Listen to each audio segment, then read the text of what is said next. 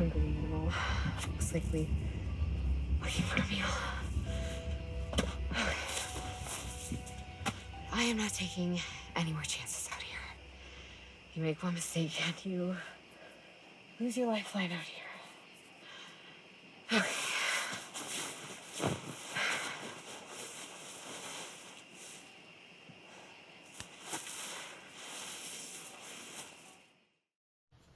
Solitude. I really loved this horror feature.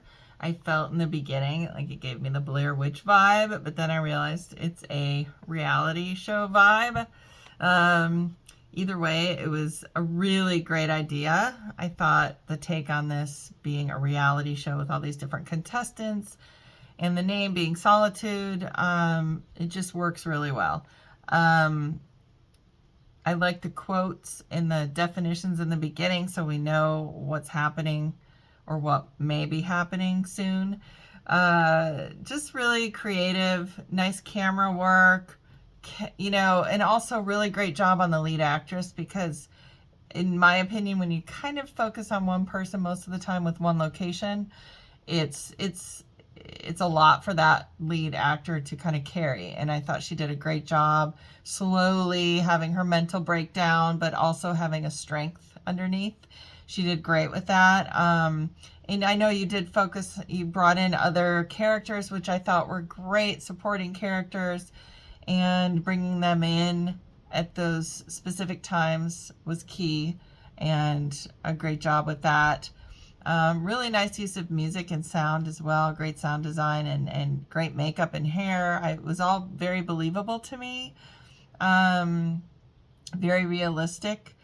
And I was really pulling for her to make it out in the end and get the money. And it was too bad some people had to die from the medic team. And at first I was like, well, why didn't the entity just come into her cabin? But then I remembered she was wearing the necklace and had that protection.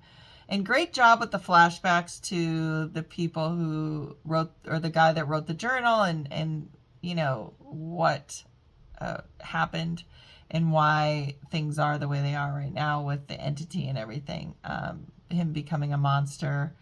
And it made me think at the end, is she going to eat these women because she's the ones that got killed because she's so hungry? But no, she gets in the car, looks at the picture of her daughter and leaves. I think was great. So really, really great job. This was really fun to watch, and I thought it was a good length. Some of the scenes I thought could have been shortened up a little bit, but it wasn't anything that took me out of it. So well done. Good luck. Solitude ends up sort of mocking the Survivor game shows. Go out into the middle of nowhere, be in solitude, take what you have, and make the means to learn how to survive. At the beginning of this film, they kind of dive into the definition of a Wendigo, you know, kind of insinuating that this is going to be a creature feature involving some form of Wendigos within this climate. And so when it comes to solitude, I think about isolation and the mental and physical breakdowns from that experience. So, and I think this sort of touches on those sort of standpoints in life. And so in the film Solitude, you see our main character, you know, starve and have to hunt and like look for food, right? And she tries to catch a rabbit, and something's messing with the traps. And then all of a sudden you see all of these decaying animals in all of these places. And so it just shows that there is a predator at bay. This film also follows very similar horror tropes. You know, there's a scene of the two medical people at the end of the film, and in the film, they look at each other and they decide to split apart and say, you know, I'll be back.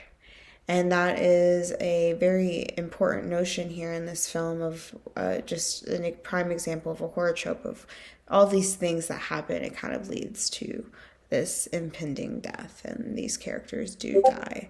It seems that our character, our leading lady, our final girl, I should say, is the only one to really come out of this unscathed, aside from a couple of characters that are kind of keeping watch at the base. Everyone else seems to be having a demised sort of ending, whether if they lose their mind or ultimately die in the end. This film is a little bit of a slow start, but it's necessary to understand the background, because you kind of feel with the characters like you're also in solitude and starting to go crazy, because at first you're not sure if the Wendigo's really there. You're sitting there thinking your mind's playing tricks on you, which makes it an expert craftsmanship from the filmmakers to be able to do that, where you're feeling just like the characters. Is something there? Is your mind playing tricks because you've been alone and you're frightened in the woods? And then as people start getting picked off, you realize he is there. Something's there. This Wendigo. It's and then the background with it going in and out of making it feel like a TV show, while also going to personal views. And people talking, this girl Kara talking, it makes it really go back and forth with how things are when you realize things are happening. This isn't like one of those jump scare horror movies, but it's more like a psychological thing, because you are alone, you're in solitude, and it's making it quite terrifying. But you're actually glad Kara escapes in the end. It's a slow burn, but it's really worth watching with how handheld and personal the shots feel.